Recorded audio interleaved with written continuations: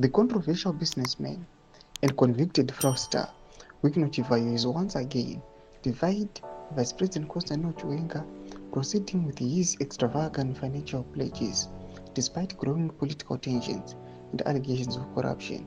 Sanavina matwatuna kuti aiwa Chivayo uye achiti zvinotaurwa najenerali handiteereri, otiri kuonekana zvake nekuroma pledges ake ndizvo kuoneka kuti ma-aids of corruption ake haasi kana kumbotira mashoko akataurwa najenerali. Ndiri kusubscribe like utaona like on tipina pati pamwe mobile functions.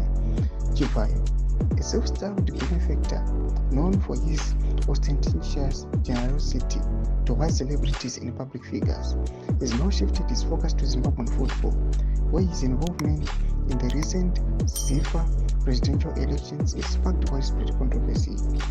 Chivayo has long been associated with dubious business dealings, state contracts, and allegations of financial misconduct.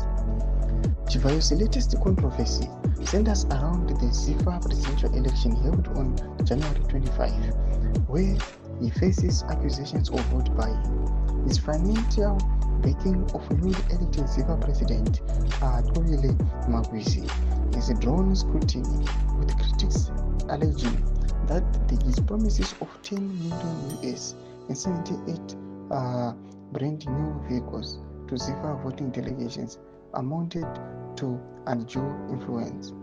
Despite the backlash, Chivayo remains defiant. In a post on X, he dismissed the allegations of baseless and misleading, arguing that he holds no official role within ZIFA. It is not bound to ZIFA's code of ethics. Ndomasvika kuti aiwa tiona kuti jenerali vachiya vachizama nepanogona napo kuti vasitove corruption. Unoona Chivayo nditoramba vachitoproceda vachitonoendera mberi notoisa masocial media post kuti aiwa havakendengi mashoko anotorwa nemafield politicians nokutowedzera nokutopleja vanhu varume vachiti pamapos mapresidential pos aiwa eZIFA vakomana pakaitawo fraud paipai hazvina kumbofamba zvakanaka. Tudze mafungiro enyu muri kudii pamusoro pevote buying yakaitiwa. Pinda comment section yedu, subscribe or like, don't on the bell icon.